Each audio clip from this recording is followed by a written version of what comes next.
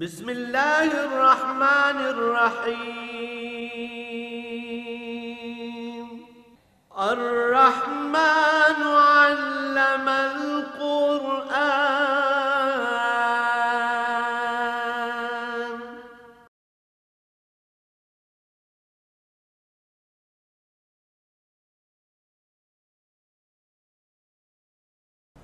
الحمد للہ رب العالمین والصلاة والسلام علی حبیبہ محمد وآلہ وصحبہ اجمعین۔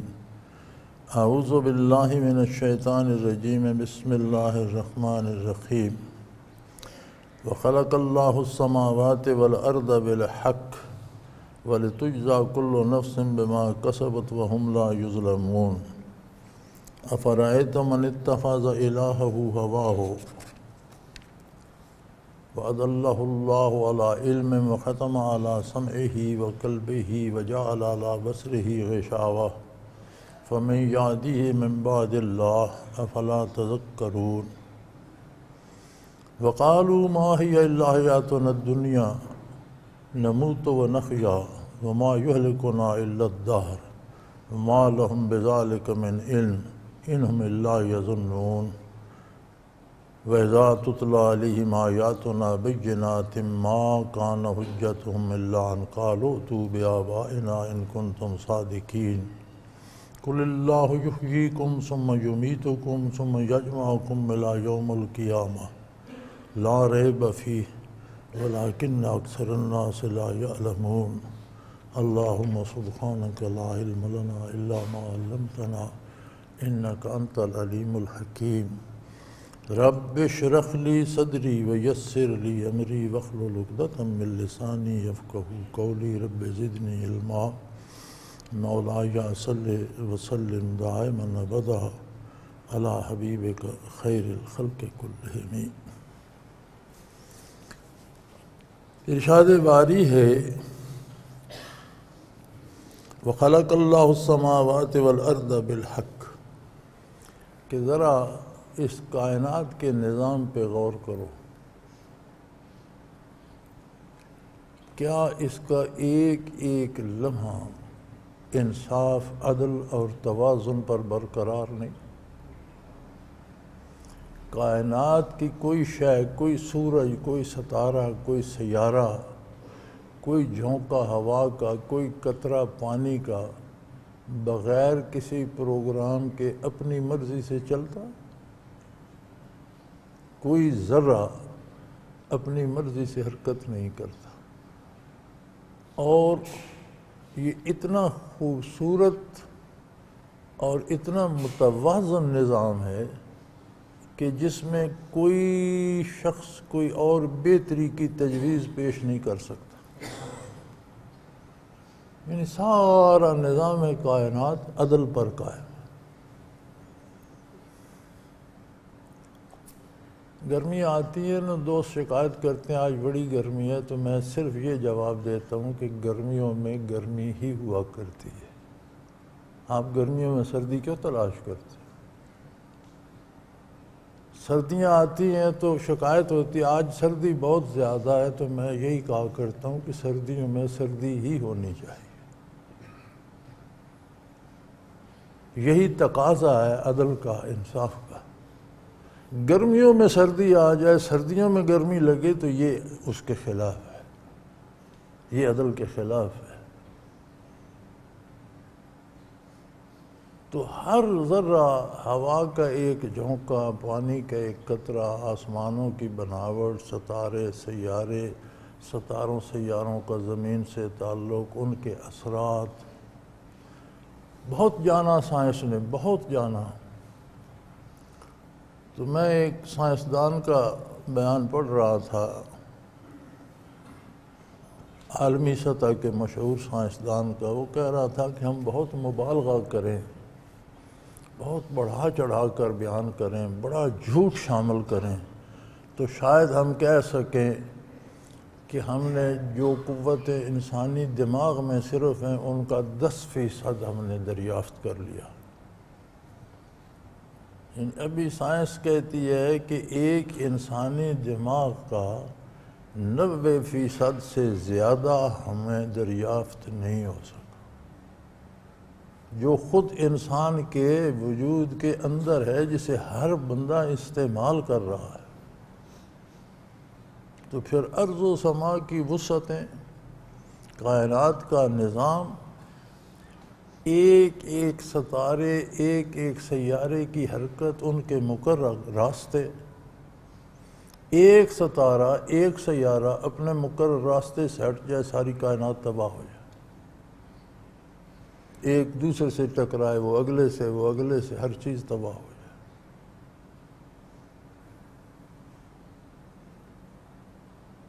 تو فرمایا اس نظام پہ غور کرو۔ جب اس سارے نظام میں عدل قائم ہے، جس کی وجہ سے نظام چل رہا ہے، تو تم نے یہ کیسے سوچ لیا کہ انسانی کردار میں عدل نہیں ہوگا؟ انسان ایک واحد مخلوق ہے جسے اللہ نے اختیار دیا ہے، باقی کسی مخلوق کے پاس کوئی اختیار نہیں، جس کام پہ اسے لگا دیا ہے وہ کر رہے ہیں۔ ایک چیونٹی سے لے کر ہاتھی تک فطری جذبات جو اس میں رکھتی ہیں ان کے مطابق چل رہا۔ شاید کی مکھی کتنے کاریگر ہے، عجیب بات ہے، ہمیں تو نظر نہیں آتا، اس پھول کو نچوڑ لو تو کوئی شہد نہیں بنتا، جن پھولوں سے رس لے کے وہ شہد بناتی ہے، انہیں پھولوں کو ابال لیں، کاٹ لیں، کسی طریقے سے رس نکال لیں تو کوئی شہد نہیں بنتا۔ یہ کاریگری اسی کو دی ہے اللہ نے، لیکن کیا وہ کوئی اور کام کر سکتی ہے؟ چھتا بنائے گی، بچے پالے گی، شہد بنائے گی، بڑی کاریگر ہے، لیکن کیا اس کے علاوہ بھی کچھ کر سکتی ہے؟ نہیں۔ جو فطرت نے رکھ دیا، جس کام پہ لگا دیا وہ کر رہی، اس کے علاوہ اسے خبر ہی نہیں کیا کرنا کیا نہیں کرنا۔ اور جتنی کائنات کی جتنی چیزیں ہیں، حیوانات، چرندے، پرند، ذرات، بے جان، پتے، درخت، ہر چیز اپنا اپنا۔ اب ہر درخت کا جو پتا ہے، آپ کی وہ باٹنی والے کہتے ہیں کہ ہر پتے میں ایک بھٹی لگی ہوئی ہے، درخت کے ہر پتے میں بھٹی ہے، وہ زمین سے جڑ غذا لیتی ہے تو وہ سیدھی پتے میں جاتی ہے، وہاں جا کے پکتی ہے، اسے پختہ کیا جاتا ہے، اس میں سے اصل جو درخت کے کام کا ہے وہ رس نکالا جاتا ہے، پھر وہ تقسیم ہوتا ہے، جڑ کا حصہ پھر واپس جڑ کو جاتا ہے، جس سے جڑ آگے اور پھیلتی ہے، تنے کا تنے کو، شاخوں کا شاخوں کو، پتوں کا پتوں کو، پھول کا پھول کو، پھل کا پھل کو۔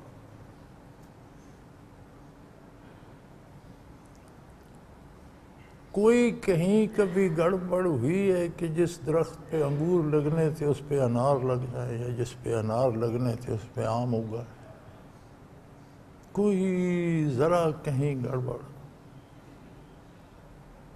گندم کے خوشوں میں جو کے دانے نکلیں اور جو کے خوشوں میں چنوں کے کبھی ہوئی ہے گڑبڑ؟ تو پھر تم نے کیسے سوچ لیا کہ تم برائی کرو گے تو اس پہ انعام ملے گا، یا پوچھے گا کوئی نہیں، یا نیکی کرو گے تو ضائع ہو جائے گی؟ یہ کیسے ہو سکتا ہے؟ اس نظام کو نہیں دیکھتے؟ یہ سارا عدل پہ قائم ہے۔ تم واحد مخلوق ہو جسے اس نے اختیار دیا ہے کہ یہ راستہ بھلائی کا ہے، یہ برائی کا ہے، فیصلہ تمہارا ہے۔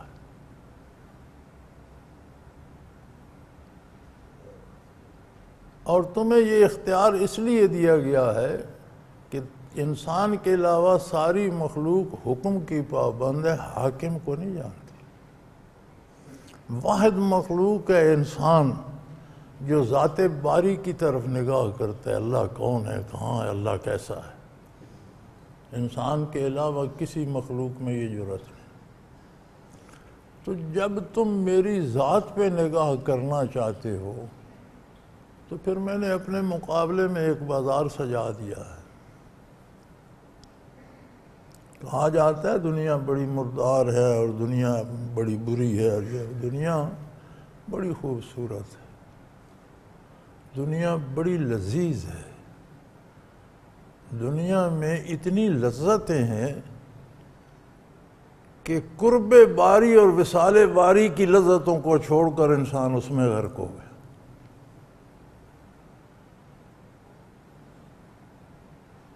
اس لیے کہ مادی نگاہ اور مادی حسیات ہر بندے میں ہے، ہر پیدا ہونے والے۔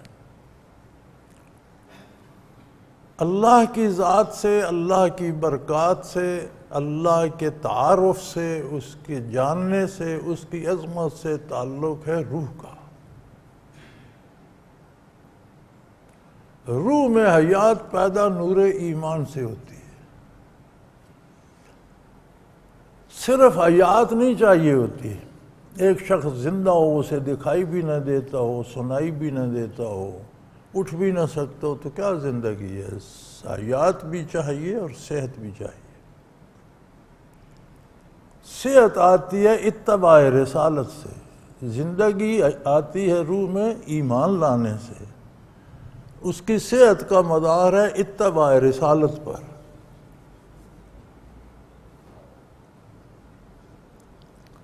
تو اگر یہ دو نعمتیں نصیب ہو جائیں تو پھر تجلیات باری کا ادراک ہر بندے کو اپنی حیثیت کے مطابق ہوتا ہے، اور جب اسے جمال باری کا ادراک ہوتا ہے، صفات الہی کی کوئی جھلک پاتا ہے، رحمت الہی کا کوئی جھونکا نصیب ہوتا ہے، تو اسے نظر آتا ہے کہ اس کے مقابلے میں دنیا کی کیا حیثیت ہے۔ وہ ایک شخص ساری عمر چنے ہی کھاتا رہے، چنے ہی وہ کہتے ہیں بڑے لذیذ ہیں، بڑے طاقتور ہیں، کبھی اسے گندم کی ایک روٹی کھلا دو، پھر وہ کہے گا یار مجھے تو مار دیا تم نے، چنے کھلا کھانا تو یہ ہے۔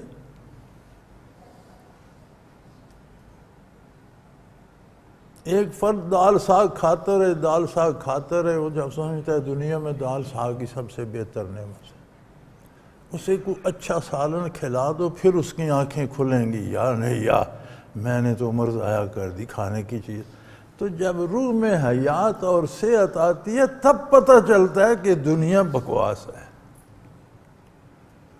اگر یہ نہ ہو تو پھر دنیا ہی سب کچھ ہے، یہ خلق خدا غرق ہو رہی ہے اس میں، آپ کہتے ہیں یہ بدصورت ہے، یہ کچھ نہیں ہے، یہ اچھی نہیں ہے۔ اچھی نہیں ہے تو اتنی مخلوق کیوں بھاگی جا رہی ہے؟ تو فرمایا یہ نظام کائنات دیکھو، یہ سارا عدل پہ قائم، ایک ایک ذرہ۔ تم نے یہ کیسے سمجھ لیا کہ جو تم کرو گے اس پر عدل نہیں ہوگا؟ کلو نفس بما کسبت، ہر نفس، ہر جان، ہر بندہ جو کرے گا اس کا بدلہ پائے گا، اس کا نتیجہ پائے گا۔ وَهُمْ لَا يُظْلَمُونَ، کسی کے ساتھ رہی برابر زیادتی نہیں کی جائے گی، کسی سے زیادتی نہیں ہوگی کہ کسی کا نیک عمل ضائع کر دی جائے، یا کسی نے برائی کم کی سزا زیادہ دی جائے، یا ایک کے گناہ دوسرے پہ لا دیے جائیں، یا دوسرے کی نیکیاں کسی اور کو دی جائیں، ایسا نہیں ہوگا۔ عدل ہوگا وہاں بھی۔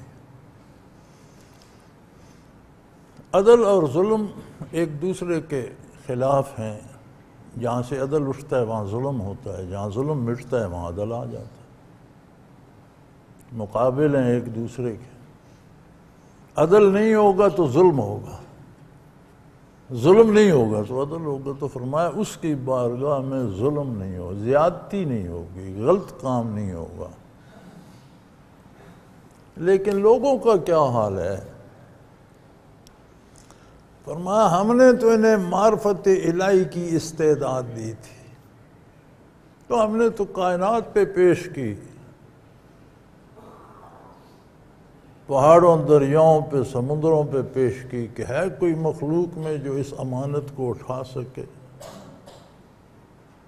فَأَبَيْنَا يَحْمِلْنَا، سب نے معافی مانگی، بار الہ ہم حکم کے پابند ٹھیک ہیں، ہماری یہ جرت نہیں کہ حاکم سے آشنائی کریں، بس ہمیں رہنے دیں۔ وَعَمَلَهَا الْإِنسان، انسان نے کہا مجھے دے دے میرے مالک۔ وہ جب تم نے لی ہے، مانگ کے لی ہے، خوشی سے لی ہے، انہو کان ظلوما جہولا، یہ غلط کار اور ناعاقبت اندیش ہے۔ اس نے سینے سے تو لگا لی، یہ نہیں سوچا کہ اس کی ذمہ داریاں کیا ہیں، اس کا انجام کیا ہوگا۔ تو فرمایا جب ساری کائنات نظام عدل پہ قائم ہے تو تمہارے کردار کا عدل کیسے نہیں ہے؟ یہ کیسے سوچ لیا؟ کلو نفس بما، ہر ایک کا الگ الگ سوچ الگ ہے، عقیدہ الگ ہے، یقین اپنا اپنا ہے، کردار اپنا اپنا ہے، فکر اپنی اپنی ہے، اس کے مطابق اس کے ساتھ برتاؤ کیا جائے، زیادتی نہیں کی جائے۔ لیکن انہوں نے کیا کیا؟ ہم نے معرفت حق کی استعداد دی، انہیں خواہش و نفس کو معبود بنا لیا۔ افرأیت من اتخذ الہہ ہواہ، آپ دیکھتے ہیں جن لوگوں نے اپنی خواہش نفس کو معبود بنا رکھا ہے اس کی عبادت کرتے ہیں۔ میرے خیال میں روئے زمین پر کوئی ایسا بندہ نہیں ہوگا جو یہ اقرار کرے کہ میں خواہش نفس کی پوجا کرتا ہوں یا عبادت کرتا ہوں، لیکن جو اللہ نے فرمایا وہ بھی حق ہے۔ تو عبادت کسے کہتے ہیں؟ عبادت نام ہے اطاعت کا۔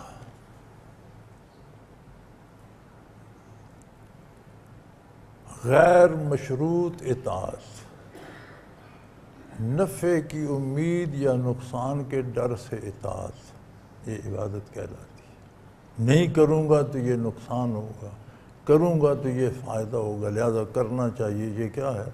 عبادت۔ اللہ کے علاوہ اللہ کا حکم چھوڑ کر اس کے حکم کے خلاف کسی کا بھی حکم مانا جائے کہ اس سے مجھے فائدہ ہوگا، ماننے سے نہیں مانوں گا تو نقصان، یہ اسی کی عبادت۔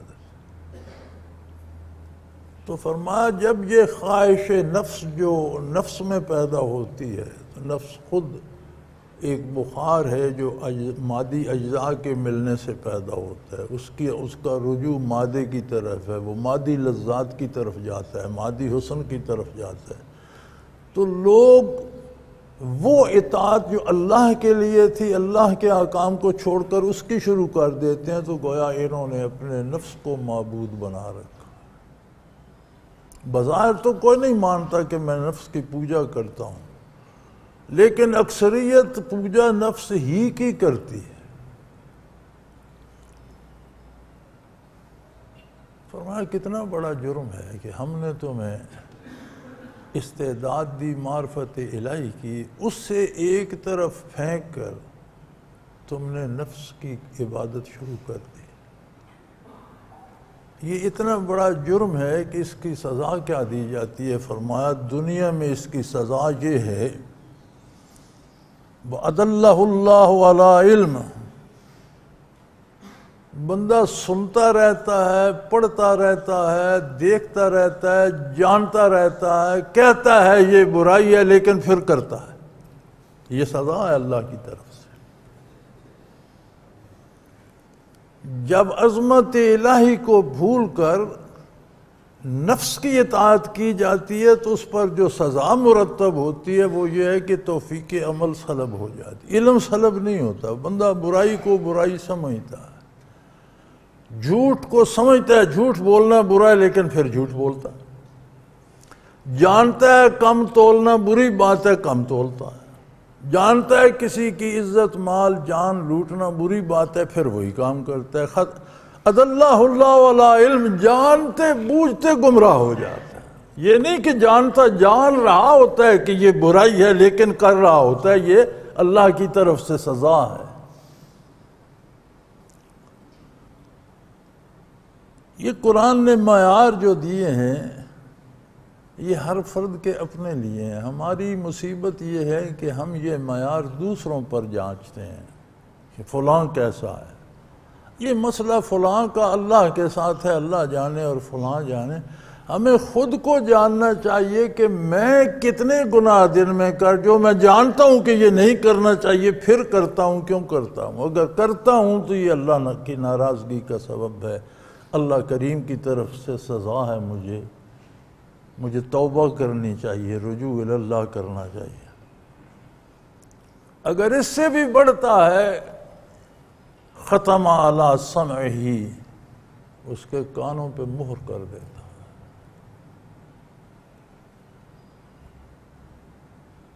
وقلبہ، دل پہ مہر کر دیتا ہے، پھر دل میں نیکی جمتی نہیں، نور ایمان آتا ہی، دروازہ ہی بند ہو جاتا۔ وجعل علی بصرہ غشاوہ، اس کی آنکھوں پہ بھی پردہ ڈال، دیکھتے سنتے برائی میں دھستا چلا جاتا ہے۔ فَمَن يَهْدِيهِ مِن بَعْدِ اللَّهِ، جب اللہ سے اس کی اتنی بات بگڑ گئی اور اللہ کریم اتنے ناراض ہو گئے اور اسے احساس ہی نہیں ہوا، تو پھر کائنات میں کوئی ہستی ہے جو اسے رہنمائی اس کی کر سکے، اسے ہدایت دے سکے؟ کوئی دوسرا نہیں ہے۔ اسے پھر کوئی ہدایت نہیں دے سکتا۔ افلا تذکرون، تم نے کبھی سوچا نہیں، کبھی خیال نہیں کیا؟ ہم کہیں تھوڑی سی رقم انویسٹ کرتے ہیں، انویسٹ کرنے سے پہلے بھی سوچتے ہیں بڑا، دوستوں سے مشورہ کرتے ہیں، خود سارا کمپیوٹر لے کے حساب کتاب نکالتے ہیں کہ اس سے مجھے یہ آمدن، کوئی امید لگتی ہے کہ نفع دے گا، کرتے ہیں نہیں تو نہیں کرتے۔ کہیں جانا ہوتا ہے تو سوچتے ہیں کتنا سفر کرنا ہے، کس کو ملنا ہے، کیا کام ہے، نہیں تو کیا ضرورت ہے سفر کرنے۔ زندگی خرچ کر رہے ہو، تم نے کبھی سوچا نہیں کہ لمحات ہاتھ سے نکلتے جا رہے ہیں، کہاں صرف ہو رہے ہیں، میں کیا کما رہا ہوں، اس کا مجھے منافع یا نقصان یا نفع کیا ہو رہا ہے، ان ریٹرن مجھے کیا مل رہا ہے، یا محض میں نے دن خرچ کرنے ہیں، ضائع کرنے ہیں؟ تو ایک ایک لمحہ قیمتی ہے۔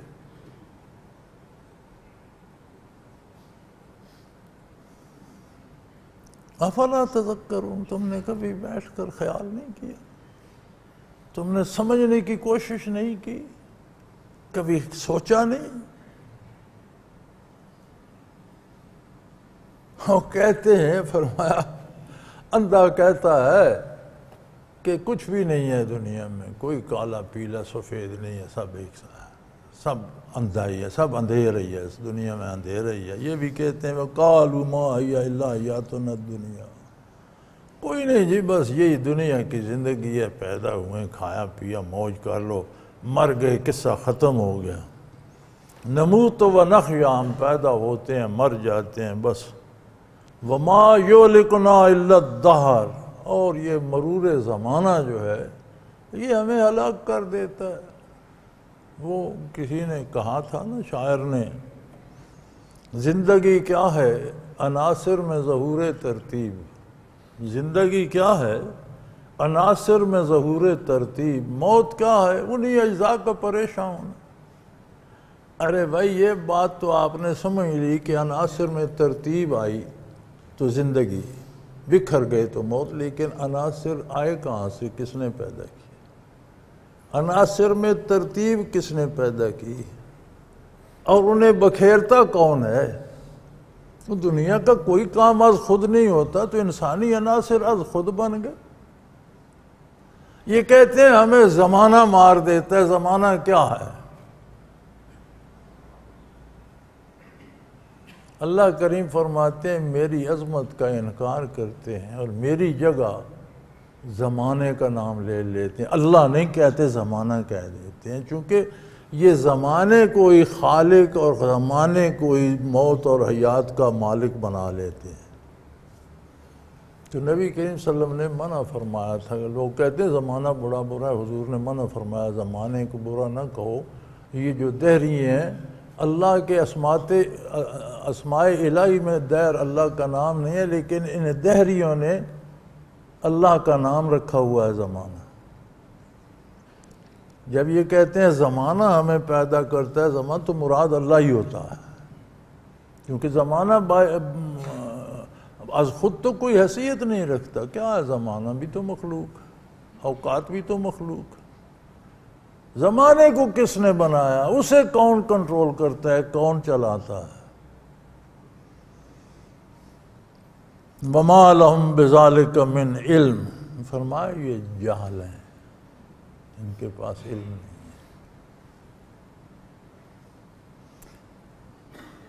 قرآن کریم کا انداز اپنا ہے۔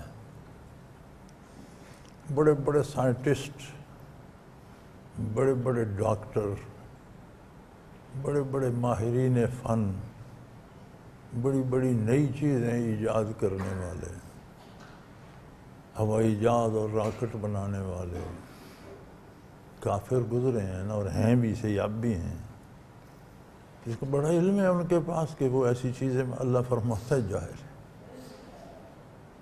یا اللہ یہ بہت کچھ جانتے ہیں، فرمایا مخلوق ہی کے بارے جانتے ہیں، جس نے خالق کو نہ جانا اس سے بڑی جہالت کیا ہے۔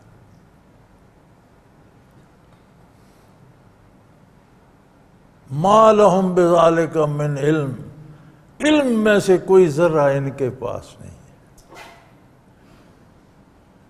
سب سے بڑی حقیقت، سب سے بڑی صداقت اللہ کی ذات ہے۔ وہ جس نے اللہ ہی کو نہ جانا، پھر وہ پڑھتا رہے، سائنس سے سیکھ لے، کاریگری، اس نے کیا جانا؟ اب دن ہے، ایک بندے کو یہ ادراک ہی نہ ہو کہ دن ہے، یہ سورج نکلا ہوا ہے، تو آپ کہیں یہ بڑا جانتا ہے، کیا جانتا ہے بھائی؟ جاہل کہاں آ جائے گا نا۔ تو فرمایا دن تو مخلوق ہے، جو خالق ہی سے ناآشنا ہے اس نے کیا پڑھا، کیا سمجھا، کیا جانا؟ فرمایا مَا لَهُمْ بِذَلِكَ مِنْ عِلْمٍ، ان حقائق کے بارے یہ جاہل ہیں، ان کا علم ہی نہیں ہے، یہ نہیں جانتے۔ اِنْهُمْ إِلَّا يَظُنُّونَ، یہ محض گمان کے گھوڑے دوڑاتے رہتے ہیں، گمان کرتے رہتے ہیں، یہ ہوگا، یہ ہو سکتا ہے، یہ نہیں ہوگا، یہ کیسے ہوگا، یہ کیوں ہوگا، بس اسی میں عمر ضائع کر دیتے۔ وَإِذَا تُتْلَىٰ عَلَيْهِمْ آيَاتُنَا بَيِّنَاتٍ مَا كَانَ حُجَّتُهُمْ إِلَّا أَن قَالُوا ائْتُوا بِآبَائِنَا إِن كُنتُمْ صَادِقِينَ۔ فرمایا ان کی جہالت دیکھو، جب انہیں یہ بتایا جاتا ہے کہ نظام کائنات عدل پر قائم ہے، اس لیے انسان کے ساتھ بھی عدل ہوگا، اس کی زندگی ختم ہوگی تو دار عمل سے جائے گا، دار عمل میں کوئی نیکی کر رہا ہے یا برائی کر رہا ہے، وہ ایک عمل کر رہا ہے، وہ ایک چیز خرید رہا ہے، قیامت قائم ہوگی، انہیں زندہ کیا جائے گا، جو کچھ جس نے خریدا ہے وہ اس کو دے دیا جائے گا۔ دنیا کے بازار سے وہ جو لایا ہے وہ اسے دے دیا جائے گا، اگر برائی لایا ہے تو سزا پائے گا، نیکی لایا ہے تو جزا پائے گا۔ جب یہ بات کی جاتی ہے تو یہ کہتے ہیں، ان کی بڑی دلیل یہ ہے کہ اگر دوبارہ زندگی ہے تو ہمارے آباء و اجداد کو زندہ کر کے دکھاؤ۔ قرآن فرماتے ہو جاہلو، یہ تو بات ہی نہیں ہو رہی کہ جو مر گئے ہیں وہ دوبارہ اس دنیا میں زندہ ہوں گے۔ یہ دلیل تو تم پیش کرتے جب یہ بات ہوتی کہ جو مر گئے ہیں انہیں اسی دنیا میں زندہ کر کے یہاں حساب کیا۔ یہ تو بات یہ ہو رہی ہے کہ مرنے کے بعد یہ جہان بھی ختم ہو جائے گا، زمین آسمان، سورج چاند ستارے ہوائیں، یہ زمانہ یہ سیارے، ہر چیز ختم ہو جائے گی، پھر زندہ کر کے میدان حشر میں لایا جائے گا۔ اس کے خلاف کوئی دلیل پیش کرو۔ تم کہتے ہو یہاں لے آؤ، بھائی یہاں کی تو بات ہی نہیں ہو رہی، یہ تو کج بحثی ہے، یہ تو بحث نہیں ہے، یہ تو کوئی دلیل نہیں ہے۔ یہاں آنے کی بات کس نے کی؟ قرآن نے کی، اللہ کے رسول صلی اللہ علیہ وسلم نے کی، اللہ نے کسی نے نہیں کی۔ بات یہ ہو رہی ہے کہ یہ نظام لپیٹ دیا جائے گا۔ یوم تبدل الارض غیر الارض، زمین بدل دی جائے گی، یہ نہیں ہوگی، اس میں نہ کوئی پہاڑ ہوگا، نہ دریا ہوگا، نہ کوئی سمندر ہوگا، نہ کوئی نشیب ہوگا، نہ کوئی ایک چٹیل میدان ہوگا، ساری مخلوق جمع کی۔ اس کے بارے تمہاری کیا دلیل ہے؟ قرآن نے تو دلیل دی کہ ہر چیز عدل پہ قائم ہے، لہذا انسانی کردار کے ساتھ بھی عدل ہوگا۔ تمہارے پاس کیا دلیل ہے؟ فرمایا یہ تو بہت ہی بات ہے، کہتے ہمارے باپ دادا کو یہاں آنے کی تو بات ہی نہیں ہو رہی بھائی۔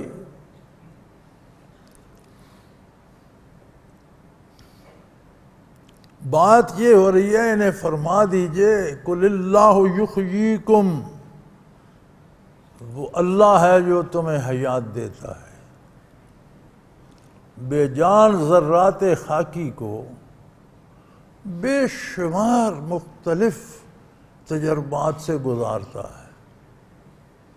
وہی خاک کا ذرہ کہیں گھاس بنتا ہے، کہیں پھل بنتا ہے، کہیں جڑی بوٹی دوا بنتا ہے، کہیں غذا بنتا ہے، کہیں غلہ بنتا ہے، کہیں چاول بنتا ہے، کہیں چائے بنتا ہے۔ وہ بے شمار نعمتیں ہیں، بے شمار طریقوں سے جانور گھاس چرتے ہیں، گوشت بنتا ہے، دودھ بنتا ہے، کسی کا گوشت کھاتے ہو، کسی کا دودھ، وہی ذرات آ رہے ہیں۔ ان میں اتنی ترتیب ہے کہ کسی ایک بندے کے ذرات دوسرے کے ساتھ خلط ملط نہیں ہوتے، ایک مادے میں تبدیل ہو جاتے ہیں، پھر اس مادے سے خون کی پھٹکی بنتی ہے، پھر گوشت کا لوتھڑا بنتا ہے، پھر اس میں ہڈیاں پیدا ہوتی ہیں، پھر اس پہ کھال چڑھائی جاتی ہے، پھر وہ ایک انسانی وجود بن جاتا ہے۔ آنکھیں، ناک، کان، دماغ، ہاتھ، پاؤں، دل، جگر، پھیپھڑے، سارا مکمل انسان بن جاتا ہے، پھر اس میں روح پیدا ہو جاتی ہے۔ یہ سارا کچھ یہ بتانے کے لیے کافی نہیں کہ جب وہ چاہے زندہ کر لے۔ یہ تو بڑا لمبا پروسیس ہے۔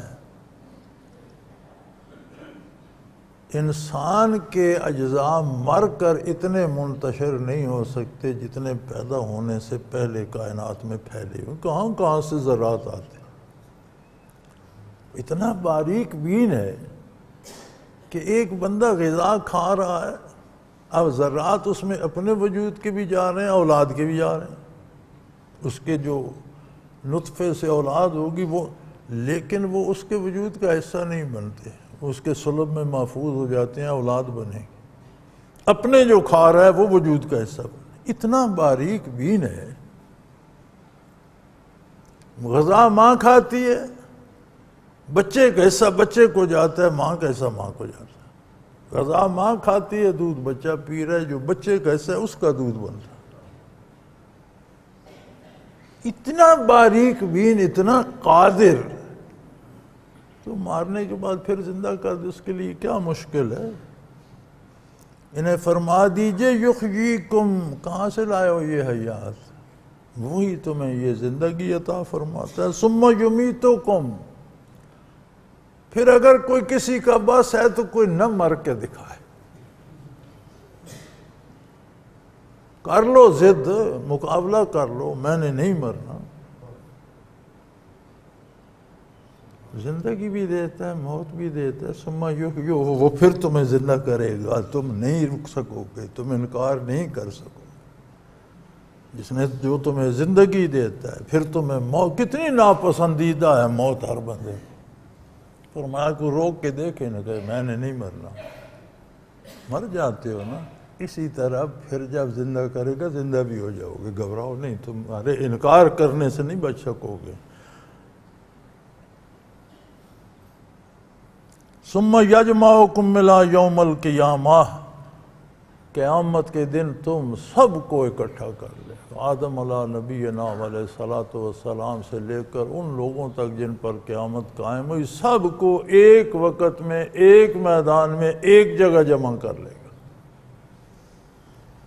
لا ریب فیہ، قیامت کا دن ایسا یقینی ہے کہ اس میں شک کا ادنا درجہ بھی نہیں، شبہ کے ادنا، ریب کہتے ہیں شک و شبہ کے ادنا ترین درجے کو، رائی برابر بھی اس میں شبہ کی گنجائش نہیں ہے۔ وَلَٰكِنَّ أَكْثَرَ النَّاسِ لَا يَعْلَمُونَ، لیکن بدنصیبی لوگوں کی یہ ہے کہ لوگوں کی اکثریت جاہل ہے، علم نہیں رکھتی۔ قرآن کا انداز تخاطب یہ ہے کہ جو عظمت الہی سے، نظام عدل سے، جزا و سزا سے واقف نہیں، وہ جاہل ہے، خواہ وہ کتنا بھی پڑھا لکھا ہے، وہ کتنا بھی جانتا ہے، وہ جاہل۔ اور جو یہ باتیں جانتا ہے اور پھر برائی کرتا ہے، وہ یہ سمجھ لے کہ اس نے کوئی ایسی گستاخی کی ہے کہ جاننے بوجھنے کے باوجود اس پر عذاب الہی ہے کہ پھر برائی کرنا۔ یہ ہم لوگ جو ممبروں پہ بیٹھ کے وعظ کرتے ہیں، ہم لوگ جو قرآن کی تفسیر اور حدیث اور فقہ بیان کرتے ہیں،